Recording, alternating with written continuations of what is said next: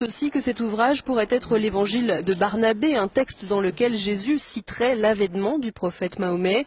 Quoi qu'il en soit, le manuscrit a été placé sous haute protection. Il serait estimé à plus de 17 millions d'euros. Cette Bible soutient que Jésus n'a pas été crucifié, le Vatican est sidéré.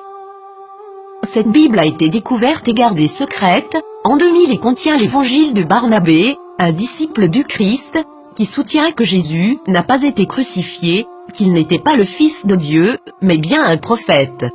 Cette Bible soutient aussi que l'apôtre Paul est appelé l'imposteur, que Jésus a fait son ascension tout en restant vivant et que c'est Judas Iscariote qui a été crucifié à sa place.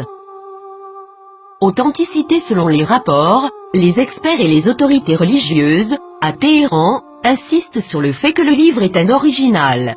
Il est écrit avec des lettres dorées, sur du cuir relié et il est écrit dans la langue araméenne, qui était la langue parlée par Jésus.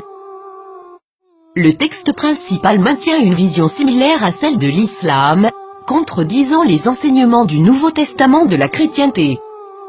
Jésus a aussi prédit la venue du prophète Mahomet, qui a fondé l'islam, 700 ans plus tard.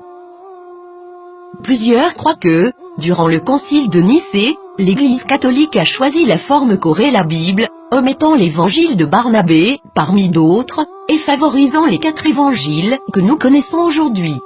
De nombreux textes bibliques ont commencé à faire surface depuis ce temps, incluant ceux de la Mère Morte et les évangiles gnostiques, mais cette Bible semble tout particulièrement inquiéter le Vatican. Qu'est-ce que cela signifie pour les religions chrétiennes et ses adeptes? Quelque chose d'inconfortable. Le Vatican a demandé aux autorités turques de pouvoir examiner le contenu du livre. Maintenant que ce livre a été découvert, accepteront-ils cette preuve? La nieront-ils? L'appelleront-ils un mensonge musulman, comme l'a fait le magazine Truth en 2000?